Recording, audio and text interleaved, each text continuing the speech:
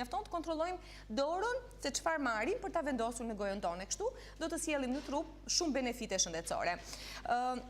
Normalisht fëmijët janë bekimi i jetës, fëmijët janë ata për cilët ne luftojmë, punojmë dhe patjetër përpiqemi që të sjellim të ardhura materiale për një jetë të shëndetshme dhe të mirë. Dhe kur flasim për një jetë të shëndetshme dhe të mirë, nuk në kuptojmë lodrat e bukura apo vetëm gjërat materiale të cilat fëmijët i kërkojnë, plotësimi i tekave, por është pikërisht të pasurit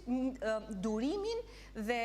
le të themi ndërgjegjësimin lidhur me ushqyerjen. Po ashtu duke i shpjeguar fëmijës her pas here që natyra na ofron ushqime të cilat janë në benefitin ton dhe industria jo gjithmonë është miku i tyre më i mirë. Edhe pse ngjyrat e bukura, aromat, shihet her pas here tunduese janë një ndjellje shumë e mirë për fëmijët, por që nga ana tjetër bëjnë shumë dëm për ata. Kështu që duhet të kujdesemi që të jemi delikat në informacionin që u japim fëmijës, në mënyrë që ata ta perceptojnë se çdo të thotë ushqyerje e shëndetshme dhe kur të shkojnë në market bashkë me ne për të bërë pazaret e javës, të dinë çfarë të zgjedhin për të vendosur në karrocën e tyre. Shpesh dëgjoj nga prindër të thonë se është pak e pamundur që me fëmijët të bashkëbisedohet apo të negociohet për të ngrënë ushqime të mira dhe patjetër që është një sfidë më vete, është shumë e vështirë, por nëse ne kujdesemi që në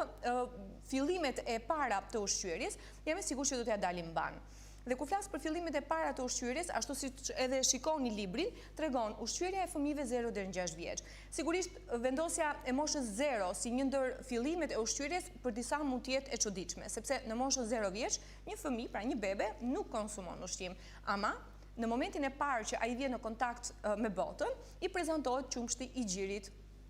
Dhe pikërisht qumshti i gjirit është i pari i cili do ta edukoj këtë fëmijë me orare të caktuara, me sasi të caktuara dhe po ashtu do ta përgatis imunitetin e tij dhe shëndetin e tij.